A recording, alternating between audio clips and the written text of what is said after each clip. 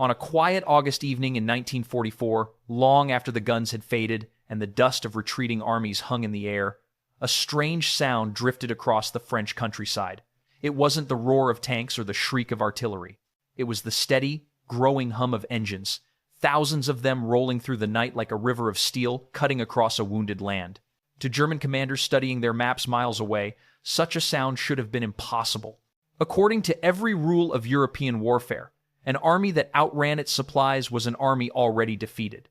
Distance was supposed to be the great equalizer, the line every advancing force eventually could not cross.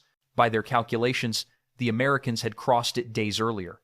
Yet something was moving out there in the darkness, something they had not prepared for. How did an army that should have been immobilized by mathematics continue to accelerate across France? And who were the men, many of them young, exhausted, and denied full rights in their own country, who kept those engines roaring through the night? The answer was a logistics miracle the German General Staff never imagined. But history remembers it by a simpler name, the Red Ball Express. Long before the Red Ball Express carved its path across France, German commanders believed they already understood the limits of mechanized war. They had learned those limits the hard way. On the vast steppes of Russia, their panzers had surged forward only to stall when roads dissolved into mud, when horses, still the backbone of their transport, lagged behind steel columns, and when railway tracks of the wrong gauge trapped supplies hundreds of miles from the front. To the Wehrmacht, logistics wasn't an abstract concern. It was the force that had strangled their greatest offensives. And now, in the summer of 1944, they believed the Americans were about to meet the same fate. From East Prussia, German staff officers studied the terrifying speed of Patton's 3rd Army 12 divisions, pushing more than 400 miles in little more than a month. No army in European memory had moved like this. But the numbers, the Germans believed, made the situation unsustainable. An armored division needed 150,000 gallons of fuel each day.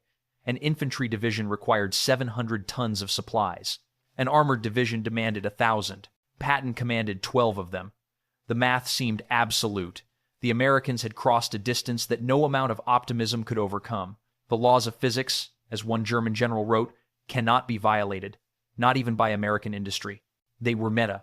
Meanwhile, along the shattered roads of northern France, the Americans saw a different kind of problem.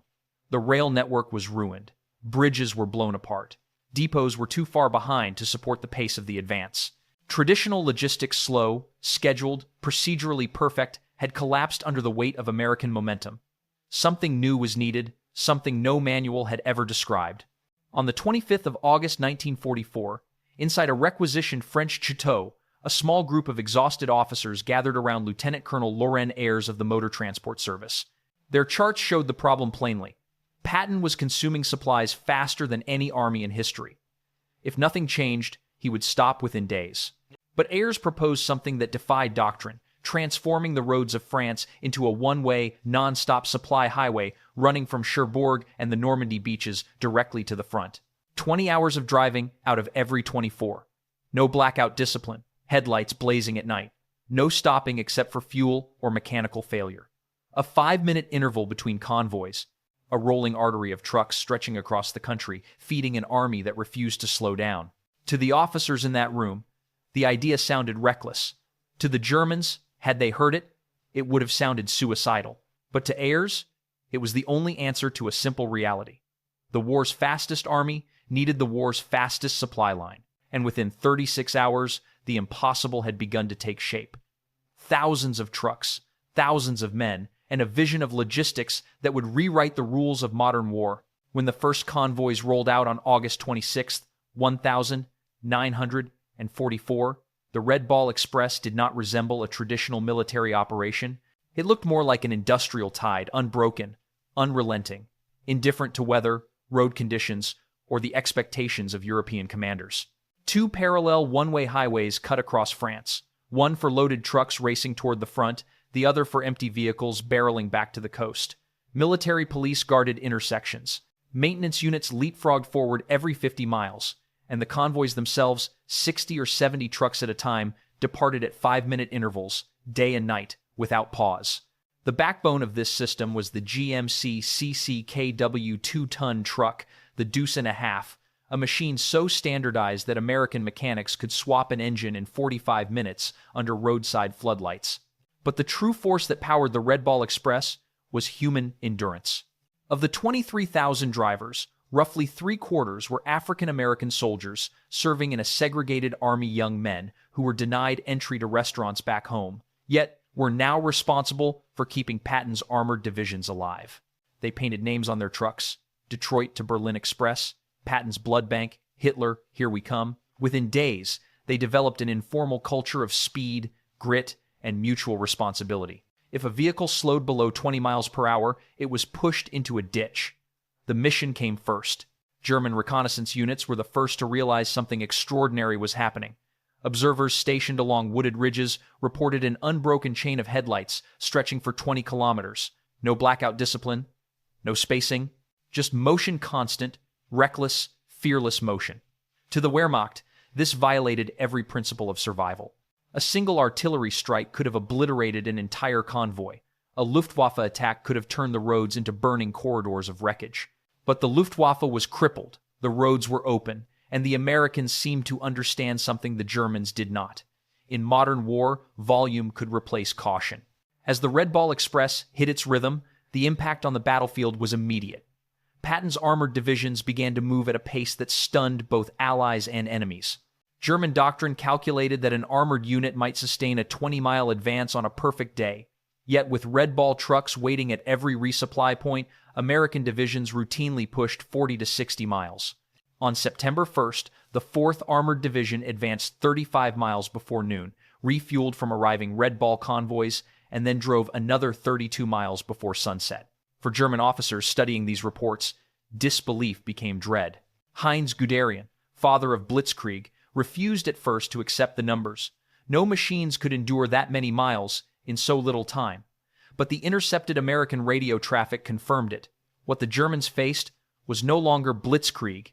As they defined it, it was a form of warfare, powered by an industrial engine they had never imagined. A relentless tempo made possible by thousands of drivers who turned the roads of France into a river of fuel, ammunition, and momentum.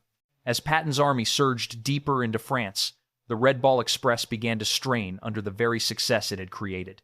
Every mile gained on the battlefield added another mile to the trucks behind it, stretching the supply line toward a breaking point no logistics system had ever faced.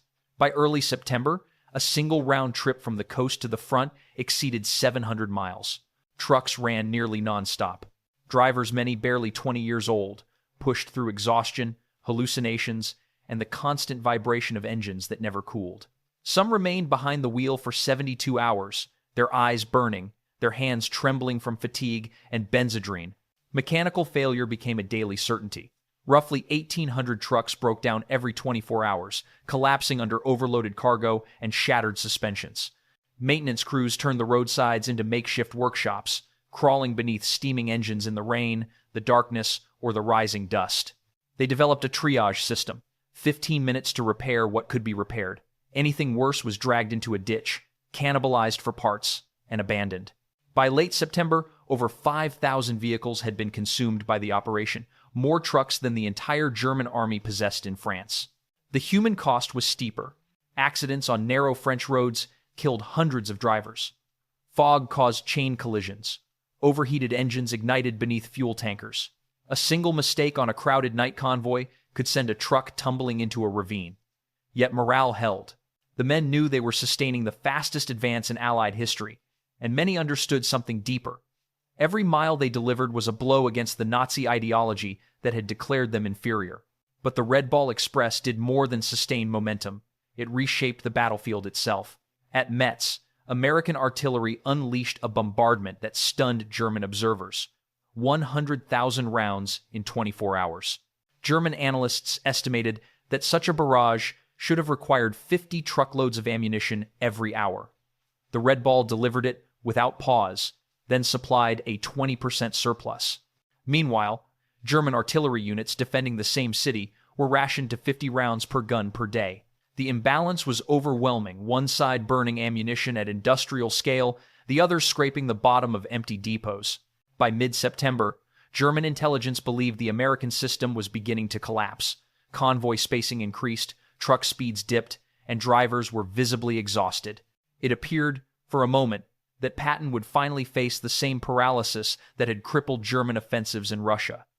But within 72 hours, the Americans adapted. They created intermediate transfer points that halved driver distances, reorganized routes, doubled vehicle assignments, and established forward maintenance hubs. By September 12th, the impossible had happened again. Daily tonnage increased. What should have been the breaking point became another surge of momentum. The lesson for German commanders was devastating. Their hopes of halting Patton along the Moselle or at the Siegfried Line depended on distance and delay. But distance had ceased to matter, and delay had become impossible. The Red Ball Express had absorbed the worst the war could throw at it, and instead of slowing, it grew stronger. To American commanders watching the Red Ball Express in motion, the operation revealed a truth they had long understood but never witnessed at such scale.